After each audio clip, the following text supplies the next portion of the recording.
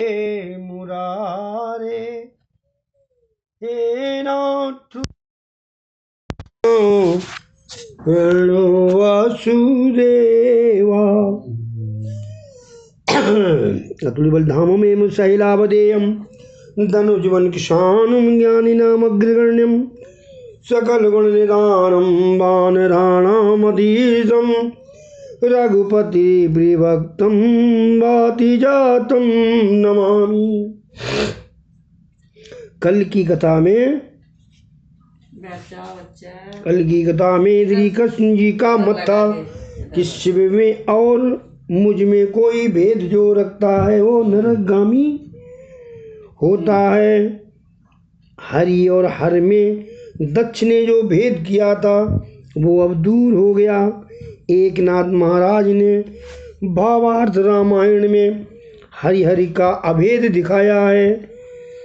सत्वगुण का रंग श्वेत है, तमोगुण का रंग काला है। विष्णु भगवान सत्वगुण के स्वामी हैं, अतः उनका रंग श्वेत होना चाहिए।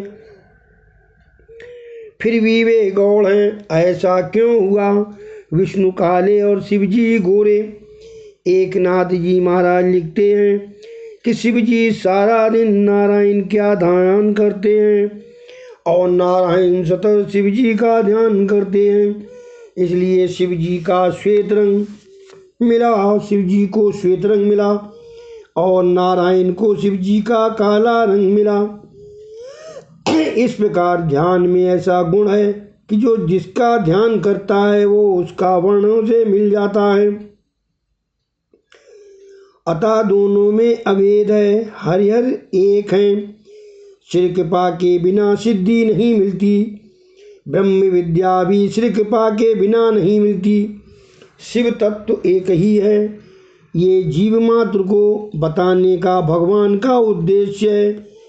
जीव मात्र को शिव जी से मिलने की इच्छा होती है। निवृत्ति धर्म के आचार्य हैं शिव जी और प्रवृत्ति धर्म के आचार्य हैं श्री कृष्ण। सब प्रकार की प्रवृत्ति में होने पर भी प्रवृत्ति का जरा भी रंग न लगे, इसका आदर श्री कृष्ण ने जगत को दिखाया है। दक्ष के यज्ञ प्रसंग में देखा कि आनंद भक्ति का अर्थ ये नहीं है कि एक ही देव की भक्ति करो और दूसरे की नहीं। एक ही देव की है, एक ही देव की भक्ति करो और दूसरे की नहीं। अनेक में एक ही देव का दर्शन करो। भक्ति का यही अर्थ है। प्रभु सर्वव्यापक है, जो सर्व में प्रभु का दर्शन करे वही उत्तम वैष्णव है। अपने एक इष्ट देव में परिपूर्ण भाव रखना और दूसरे देवों को अपने इष्ट देव का अंश मानकर वंदना करना। पत्नी अनन्य भाव पति में रखती है और दूसरे संबंधियों में सामान्य प्रेम रखती है। कई वैष्णव कहते हैं कि हम शिव जी का पूजन करेंगे तो हमको अन्याश्र का दोष लगेगा। यह भूल है। 5 देव एक ही हैं, उनमें भेद बुद्धि मत करो। शिव और पार्वती के विवाह के समय भी श्री गणेश का पूजन किया गया था। गणपति भी ब्रह्म रूप हैं, वे तो नित्य हैं, परंतु पार्वती के यहाँ उनका अवतार हुआ था। भले ही इन सब की भक्ति करो, परंतु यदि बाल कृष्ण की सेवा न करोगे तो सभी पूजा निष्फल होगी। बाल कृष्ण प्रेम का दान करते हैं और इस प्रेम के बिना ज्ञान शुष्क है। प्रेम के बिना ज्ञान कोई शोभा नहीं। दक्ष प्रजापति ने यज्ञ किया, मगर उसने भेद बुद्धि रखने के कारण शिव जी की पूजा नहीं की, अतः उसके यज्ञ में विघ्न आया। ये शरीर पंचायतन है, पंच तत्वों का ये शरीर रचा हुआ है। एक एक तत्व का एक एक देव है। इस पंचायतन के 5 प्रधान देव निम्न हैं। पृथ्वी तत्व गणेश, आया बढ़िया। पृथ्वी तत्व गणेश, गणेश की उपासना से विघ्नों का नाश होता है। गणेश विघ्न करता है। गणेश पूजन से तुम्हारे सत्कार में विघ्न नहीं आएगा। जल तत्व माने शिव, शिव की उपासना करने से ज्ञान मिलता है। तेज तत्व सूर्य, सूर्य की उपासना हमें निरोगी बनाती है। आरोग्यम भास्करादि इच्छेति, पृथ्वी पर सूर्य प्रत्यक्ष साक्षात देव है। एक नास्तिक ने मुझसे भगवान के दर्शन के लिए कहा। मैंने सूर्य की ओर इंगित करके कहा कि यही साक्षात परमात्मा है। प्रतिदिन कम से कम 11 सूर्य नमस्कार करो। नमस्कारा प्रियो भानु, जलाधार प्रियो शिवा, अवलंकार प्रियो कृष्णा, ब्राह्मणों मोदक प्रिया। वायु तत्व माता पार्वती की उपासना धन देती है, माने शक्ति की पूजा। आकाश तत्व विष्णु की उपासना प्रेम देती है और प्रेम बढ़ाती भी है। ये 5 तत्व की पूजा रोज करनी चाहिए।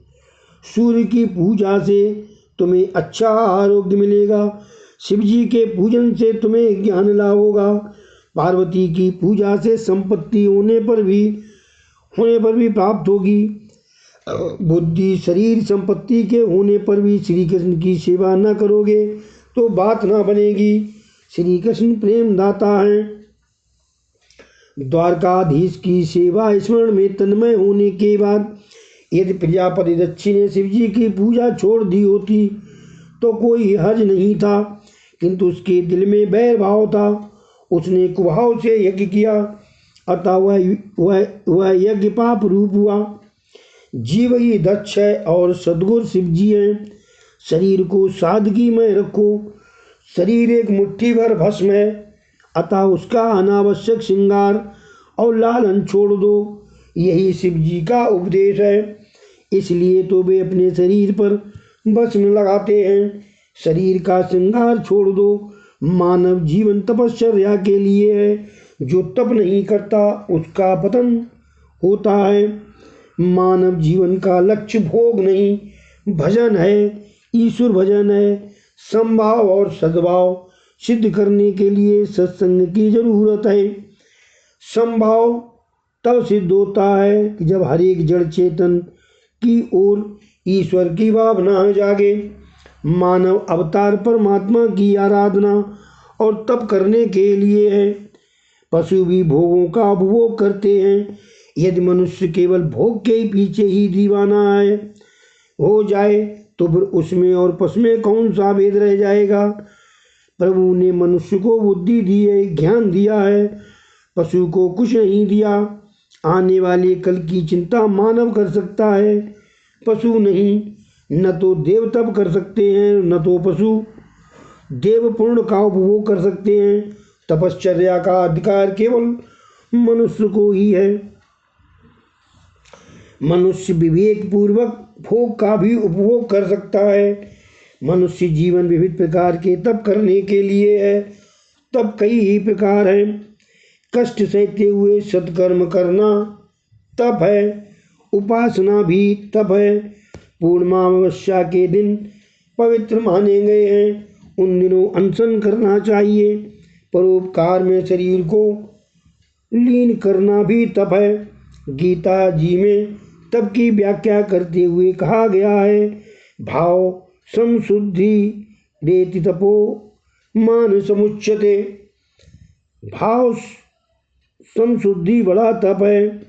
सभी में ईश्वर का भाव रखना भी तप है। सभी में ईश्वर विराजित है ऐसा अनुभव करना महान तप है। अर्थात अंतःकरण की पवित्रता से हृदय में सदा सर्वदा शांति और प्रसन्नता रहेगी। प्रिय और सत्य बोलना वाणी का तप है। पवित्रता, सरलता, ब्रह्मचर्य, अहिंसा शरीर संबंधी तप है। सभी के प्रति समभाव और सद्भाव रखने वाले के मन में कभी काम प्रवेश नहीं पा सकता। विकार और वासना को नष्ट करने का यही श्रेष्ठ उपाय है। जो सभी की ओर सद्भाव रखे और सभी में ईश्वर के अंश का अनुभव करे तो वह सफल होता है। प्रजापति दक्ष ने यज्ञ में शुद्ध भाव समभाव न रखा, अतः उसे दुख सहना पड़ा। उसका यज्ञ से कल्याण न हो पाया, क्योंकि उसने शिव जी के प्रति कुभाव रखकर यज्ञ किया था। दक्ष ने यज्ञ करते हुए भी हृदय में दुर्भावना रखी कि शिव जी की ये पूजा नहीं करेगा। इसी कारण से ये यज्ञ कार्य में बाधा उपस्थित हुई। अतः किसी की भी ओर कुभाव न रखो, तभी धर्म सफल होता है। सद्भाव रहित होने के कारण दक्ष का धर्म कार्य अधर्म कार्य हो गया। प्रजापति दक्ष के यज्ञ की कथा का उद्देश्य हरिहर का अभेद बतलाने का है। शिवचरित की ये कथा वक्ता और श्रोता के पापों को भस्मीभूत करने वाली है। अधर्म के वंशजों से सावधान रहो। चौथे स्कंद के 8वें अध्याय के प्रथम 5 श्लोकों में अधर्म के वंशजों का उल्लेख है। ये श्लोक महत्व के हैं। पूर्ण न कर सको तो कोई ही बात नहीं, किंतु पाप तो कभी मत करो। अधर्म की पत्नी का नाम है मृषा देवी। मिथ्या भाषण करने का बुरा स्वभाव, उसी में से दम्भ का जन्म हुआ। लोग वैष्णव तो कहलाना चाहते हैं, किंतु सच्चा वैष्णव होने की इच्छा कोई नहीं रखता। दम्भ का पुत्र लोभ और लोभ का पुत्र क्रोध है। क्रोध की पुत्री दुरक्ति अर्थात कर्कश वाणी है। महाभारत के युद्ध के और रामायण के कर्ण प्रसंगों के मूल इस कर्कश वाणी में ही है।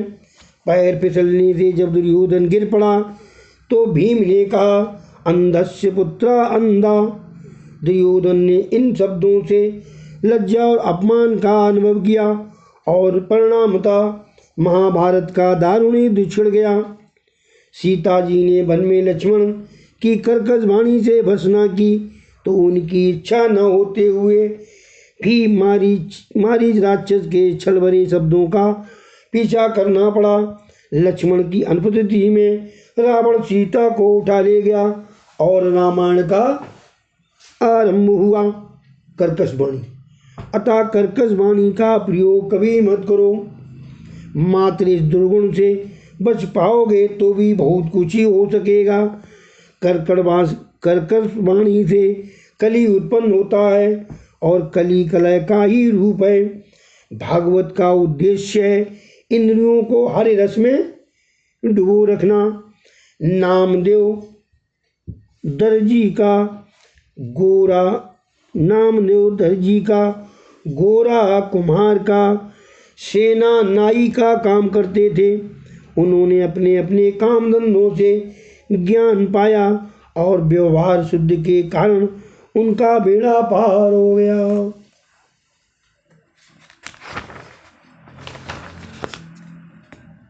अब अर्थ प्रकरण का आरंभ होता है। शांति संपत्ति से नहीं, किंतु संयम सदाचार और अच्छे संस्कारों से प्राप्त होती है।